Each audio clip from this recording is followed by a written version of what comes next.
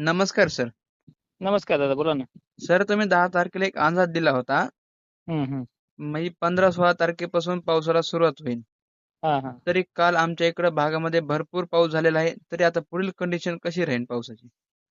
नक्कीच. माझ्या हिशोबाने आता तरी जवळपास मराठवाड्यात 70% बेतलाच असेल आणि आजची जी काही 17 जुलै आहे, त्या जुलै दरम्यान विदर्भामध्ये आज जो थोडा जोर जास्त वाढेल आणि शेतकऱ्यांना आपण मागेच सांगितलंय, की 15 पासून सुरुवात करेल आणि 2-3 दिवसामध्ये 70% ते 90% ची कॅपॅसिटी तो पूर्ण करेल. तर आपण हं, बघतोय, की मागच्या एका रात्रीमध्ये 16 जुलैच्या संध्याकाळी सुरुवात झाली आणि आता पहाटेपर्यंत तो पाऊस होता आणि त्याच्यामध्ये लातूर, परभणी, बीड जिल्हा, जालना जिल्ह्याचा बराचसा भाग, हिंगोली असेल, नांदेड पट्टा असेल आणि हिंगोलीचा बराचसा पट्टा असेल, त्यांनी कव्हर केलेला आहे. हं, आणि या टायमिंगला तुरळक ठिकाणी नव्हे तर 90% ते 70% च्या बाबतीसह हा पाऊस बरसणार आहे. हा देखील मेसेज तुम्हाला ऑलरेडी दिला होता.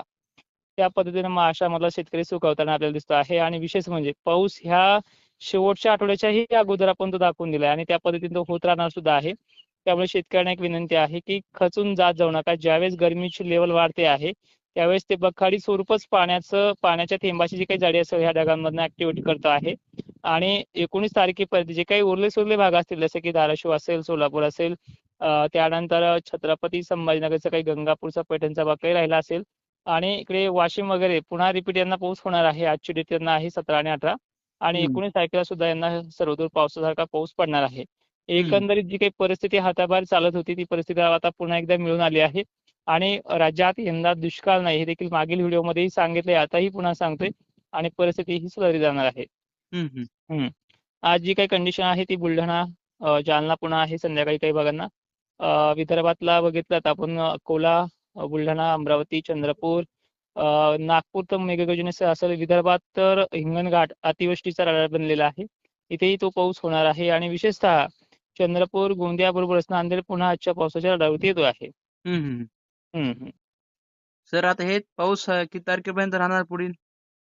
हा जो पाऊस आहे ना, हा पाऊस जवळपास आपण जर बघितलं तर हा पाऊस 19 तारखेपर्यंत जास्त प्रमाणात आहे गरमीच्या लेव्हलमुळे आणि 20-22 पासून सर्वशांसारखा मध्यम काही ठिकाणी चांगला आणि हे चालत जाणार आहे. आठवडाभर हे चालत जाणार आहे. पण कसं आहे, व्याप्तीच्या बाबतीत कमकुवत आहे कधी-कधी काही-काही तारखा.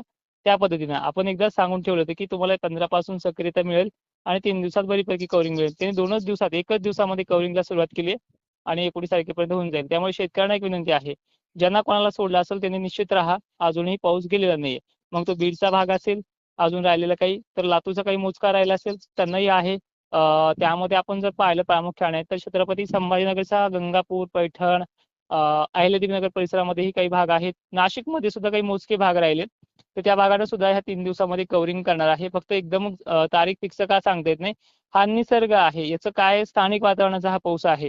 हा कुठल्या लो प्रेशरमुळे बनलेला नाहीये.